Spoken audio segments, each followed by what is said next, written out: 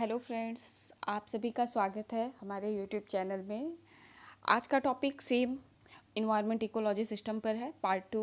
Because कल complete नहीं हो पाए थे, केवल 25 क्वेश्चन मैंने कवर कराया था एंड सेकंड पार्ट आज 20 क्वेश्चन है एंड नेक्स्ट पार्ट में जो भी होगा आपका नेक्स्ट पार्ट में आएगा। चलिए आज का टॉपिक हम लोग देखते हैं क्या है।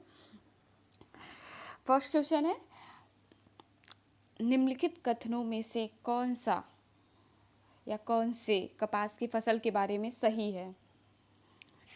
फर्स्ट, इसे सफ़ेद सोना कहा जाता है। सेकंड, चीन कपास का प्रमुख उत्पादक है। थर्ड, यह उष्ण कटिबंधीय और परिस्थितियों में उगाया जाता है। विकल्प है फर्स्ट सेकंड, बी केवल सेकंड थर्ड, सी फर्स्ट, डी उपरोक्त सभी। इसका आंसर है डी उपरोक्त सभी। इसे सफ़ेद सोना भी कहा जाता है, चीन कपास का प्रमुख उत्पादक भी है, यह उष्ण कटिबंधीय और परिस्थितियों में उगाया जाता है। तो ये तीनों चीज़ इसके लिए। Next question, second number question है आपका, निम्नलिखित में से कौन सा भारत में कॉफ़ी उत्पादक राज्यों का सही अवरोही क्रम है। और वही मतलब होता है घटते हुए क्रम में, सॉरी, और वही मतलब होता है बढ़ते हुए क्रम में, जहाँ पे सबसे ज़्यादा कॉफ़ी उगाया जाता है। और वही मतलब होता है बढ़ते हुए क्रम में। फर्स्ट का answer, first A Karnataka, Kerala, Tamil Nadu. Second B Karnataka, Andhra Pradesh, Tamil Nadu. C Kerala, Karnataka, Gujarat. D Karnataka, Tamil Nadu, Kerala. तो इसका सही आंसर है ए कर्नाटक में सबसे ज़्यादा कॉफ़ी पाया जाता है, उसके बाद आपका केरल में एंड थर्ड आपका तमिलनाडु में। थर्ड नंबर क्वेश्चन, दुनिया में रबड़ का सबसे बड़ा उत्पादक और निर्यातक कौन है। दुनिया में रबड़ का सबसे बड़ा उत्पादक और निर्यातक कौन है। इंपोर्ट और एक्सपोर्ट दोनों। A Bharat, B Thailand, C Sri Lanka, D चीन। इसका सही आंसर है B Thailand. Fourth number question, निम्नलिखित में से कौन भारत में जूट के उत्पादन के बारे में सही नहीं है। ए यह एक नकदी फसल है। बी असम भारत में इसका सबसे बड़ा उत्पादक है। सी यह मुख्य रूप से भारत के उत्तर पूर्वी राज्यों में उगाया जाता है। डी बांग्लादेश पूरी दुनिया में इसका सबसे बड़ा उत्पादक है। इसका सही आंसर है इसका बी आंसर सही है, असम भारत में इसका सबसे बड़ा उत्पादक है। फिफ्थ नंबर क्वेश्चन, निम्नलिखित कथनों में से कौन चावल के बारे में सही है। निम्नलिखित कथनों में से कौन चावल के बारे में सही है। फर्स्ट, चीन दुनिया में इसका सबसे बड़ा उत्पादक है। सेकंड, इसका प्रमुख निर्यातक भारत है। थर्ड, इसके लिए 15 से 27 डिग्री सेल्सियस के लिए बीच तापमान की ज़रूरत होती है। इसके विकल्प हैं केवल फर्स्ट एंड सेकेंड, बी केवल सेकेंड एंड थर्ड, सी केवल first and third and D उपरोक्त सभी।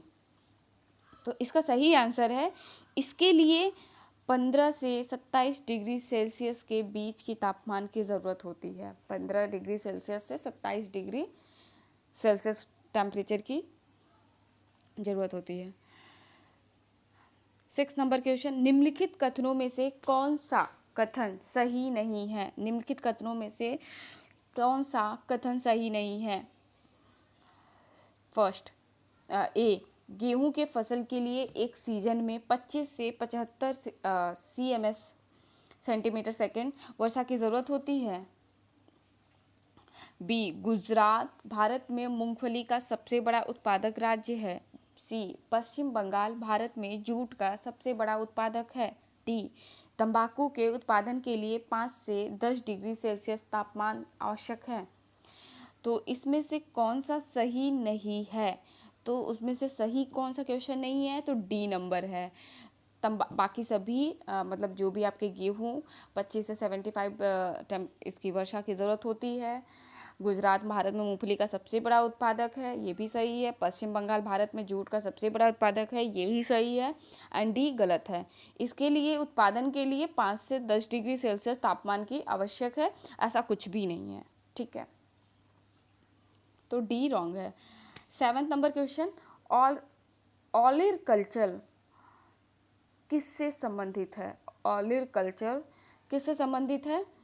ए सब्जियों की खेती, बी फलों की खेती, सी मत्स्य पालन, डी सजावटी पौधों की खेती। तो इसका सही आंसर है ए। ऑलिव कल्चर जो होता है वो सब्जियों की खेती से संबंधित होता है, olive culture. 8th number question, निम्नलिखित कथनों में से कौन सही नहीं है?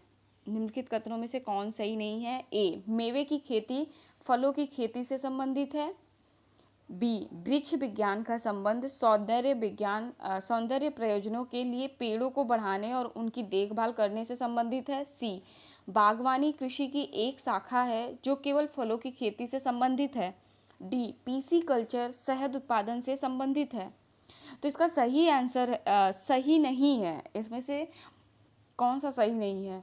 तो इसमें से डी सही नहीं है। पीसी कल्चर जो होता है शहद उत्पादन से संबंधित है, ऐसा कुछ भी नहीं है। पीसी कल्चर शहद से, बाकी सभी क्वेश्चंस।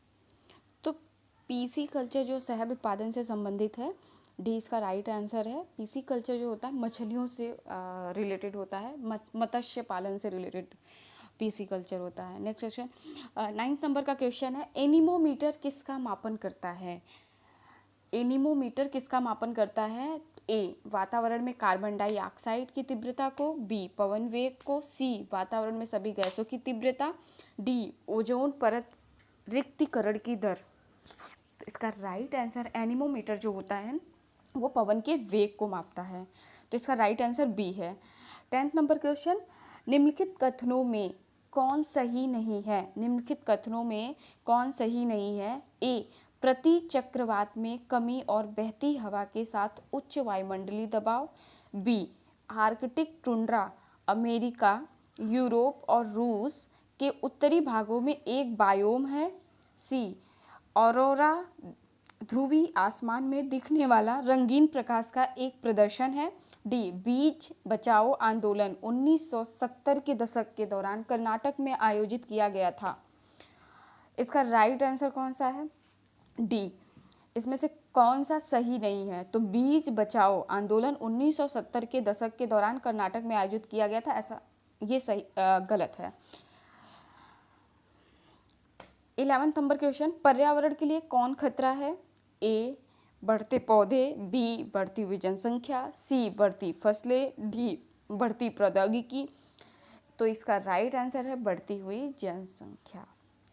12th नंबर क्वेश्चन, पर्यावरण शब्द से लिया गया, पर्यावरण किस शब्द से लिया गया है? तो पर्यावरण आपका ए फ्रेंच, बी अंग्रेजी, सी लैटिन एंड डी रूसी। तो इस पर्यावरण शब्द फ्रेंच भाषा से लिया गया हुआ है, तो इसका राइट आंसर ए है। 13th नंबर क्वेश्चन, पृथ्वी का वह हिस्सा जहाँ जहाँ जीवन यापन होता है के रूप में जाना जाता है, किसके रूप में? जहाँ जहाँ पे जीवन यापन किया जाता है पृथ्वी पर, उसको किस हिस्सा के रूप में माना जाता है? ए हाइड्रोस्फीयर, बी स्थलमंडल, सी जीवमंडल, डी योड़ क्षेत्र। तो इसका राइट आंसर जो है वो जीवमंडल है। जीवमंडल के रूप में जाना जाता है जहाँ पे भी पृथ्वी पे जीवन यापन होता है। 14th नंबर क्वेश्चन, निम्नलिखित क्षेत्रों में पानी कहाँ पर गैस, तरल और ठोस के रूप में उपलब्ध है? A ozone sphere, B स्थलमंडल,